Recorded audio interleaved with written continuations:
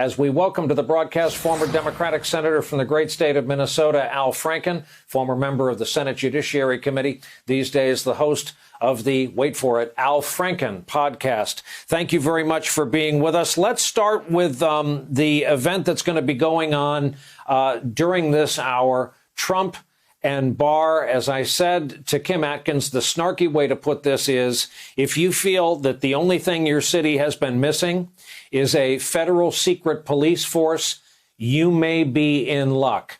You would also be forgiven for thinking we're in the middle of the 68 campaign with talk of law and order and a silent majority.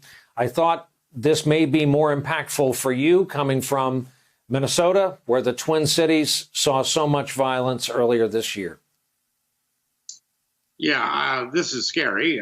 A paramilitary force is what this seems to be in American cities. I don't know if this is, at best, it's maybe a distraction, at worst, a provocation, and it's just to detract from COVID, which he has failed miserably at.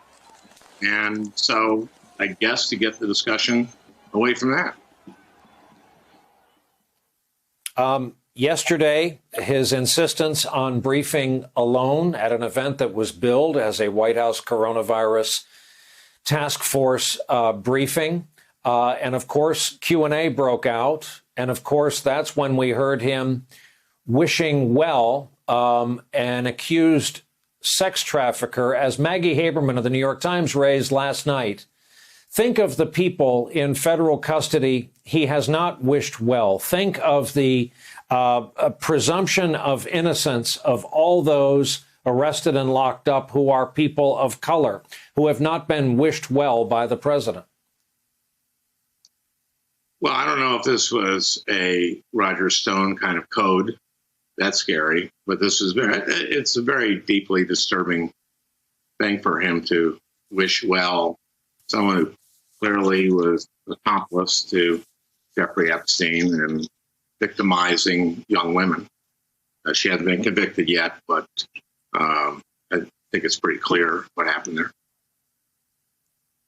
I also have ready to play for you the now famous exchange with Chris Wallace about the test the president took. We'll talk on the other side.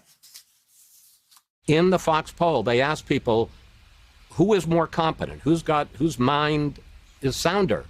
Biden beats you in that. Well, I tell you what, let's take a test. Let's take a test right now.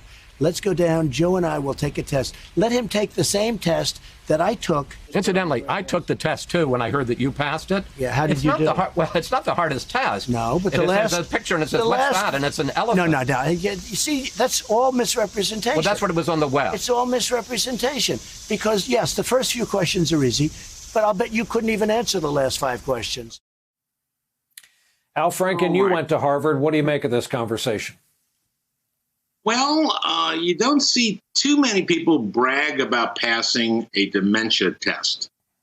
And probably the White House doesn't say, Mr. President, you've been really sharp lately, operating on all cylinders. But just for the fun of it, we want to see if you can identify an elephant.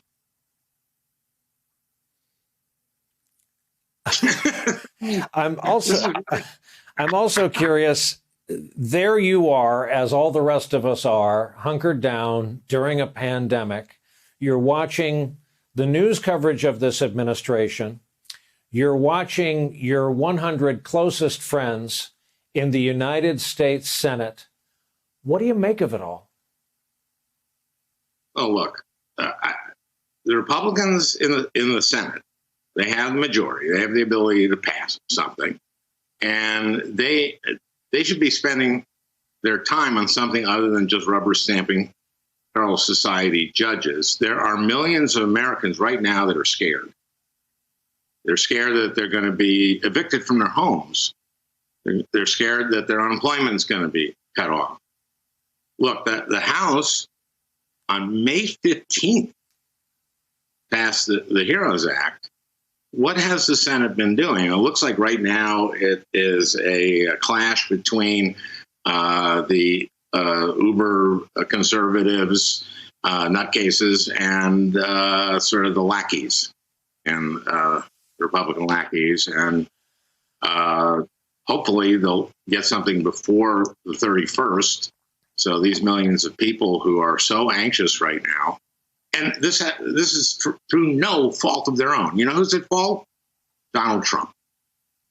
Because not every other nation, but so many other nations have actually addressed this properly. And this president, from the very beginning, for the first 6 weeks to 2 months, refused to acknowledge that this was a serious thing. We have it totally under control.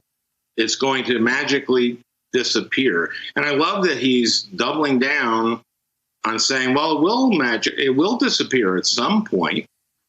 Well, that's true, but the sun will disappear in about 4 billion years when it burns itself out. But he has not done the things that you need to do. I have Andy Slavitt on my podcast every so often on COVID and on healthcare. He and Scott Gottlieb, Andy was the head of Medicare and Medicaid under Obama, Gottlieb, head of the FDA under Trump, bipartisan, put together a few months ago a plan for testing and then tracking and tracking folks and then isolating them, contact tracing. And they put together a workforce of over 180,000 people. If we had been doing that, that's what other countries did. That's what those countries like Germany that are just having 0-1 death from COVID are doing. We wouldn't be having this crisis leading up to July 31st if this president had taken some responsibility and led on this. And you saw in that press conference, he had nothing new.